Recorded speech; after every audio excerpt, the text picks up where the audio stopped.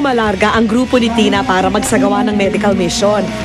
At dito na sa liblib na barangay ng New Colasi, Pigkawayan, North Cotabato namin inabutan ng tropa. Nakakapagod sundan at kunan ang mga ginagawa ni Tina. Nakakapaso ang init ng araw. Wala man lang mga tindahan na maaring bilhan ng mga pamatid uhaw. Pero ang mismong grupo, hindi namin kinakitaan ng kahit na konting pagod. Larawan ang Barangay Colasi ng isang komunidad na tila pinagsakluban na ng langit at lupa. Hindi rin nakapagtatakang salat din sa medikal na kalinga ang mga taga rito. Alas 5 pa lamang daw ng umaga, nakaabang na sina Ricky at Edgar sa may barangay hall para sa libreng tuli na gagawin ng grupo ni Tina. Dalawa lamang daw sila sa maraming binatilyo sa barangay na hanggang ngayon ay hindi pa natutuli dahil sa kasalatan sa buhay. Bakit gusto mo na magpatuli? Kasi malaki. Malaki. Malaki ka na? Kasi malaki na. Kaya naman ang araw na ito, hindi na raw nila palalampasin, lalo-lalo na ni Ricky. Okay, ikaw ba una? Ikaw una sa pila? Ay, ako na. Ikaw? Uli lang. Huli na lang? Huli na lang. Bakit huli? Sige, una na lang. Una na lang.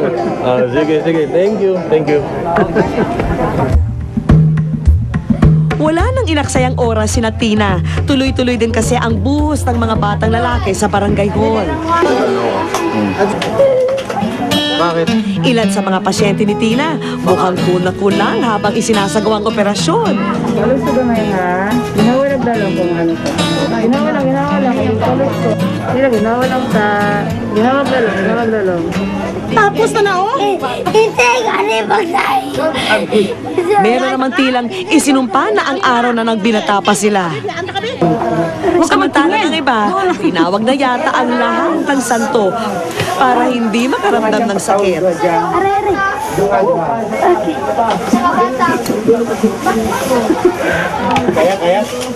Kaya man yan.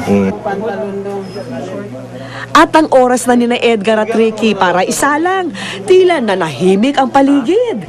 Kumbaga sa boxing, sila kasi ang main event.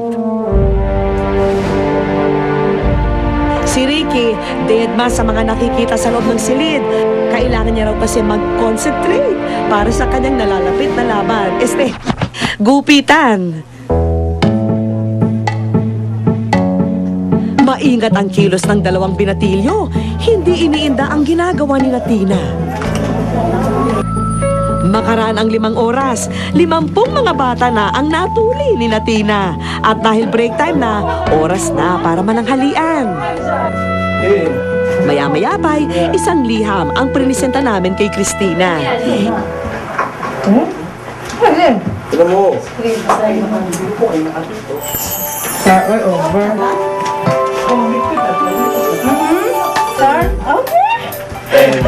Ayun. Nalilito kami para tugunan yung mga hiling mo para sa mga kababayan natin dito sa Mindanao.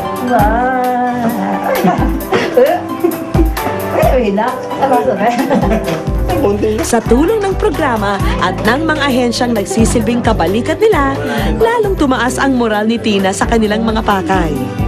Super enjoy. Salamat. Then, Sa labas ng silid, tinipo ni Tina ang mga kasamahan para ipaalam ang magandang balita. Dahil ang aming mga pabaon sa grupo, eto at pasugod na rin.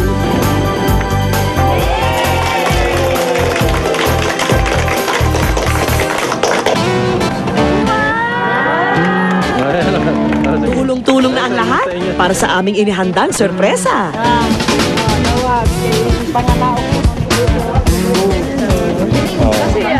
Kasi sa akin, hindi ko na ginaisip or matter yung self ko. Basta as long as na yung ibang tao maging happy.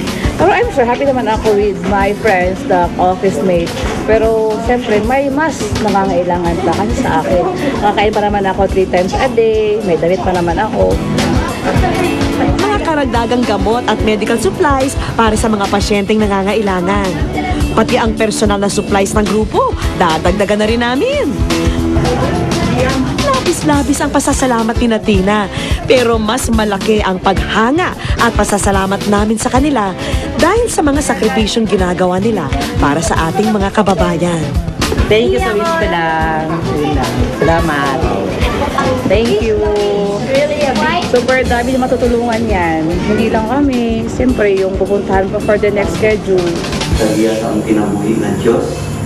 Papasalamatan kami. Noong kinagabihan, naghanda kami ng munting salo-salo para sa buong tropa. Isang simpleng pasasalamat sa maiksing panahong nakasama namin ang mga tunay na bayani ng ating bayan. Sa bawat pagsapit ng bagong umaga, bagong misyon ang kinakaharap ng mga magigiting na volunteer. Gayunpamay, mananatili ang nag-iisang hangarin ng buong grupo, ang makapag-alay ng serbisyo sa mga kapuspalad nating kababayan na walang hinihintay na kapalit.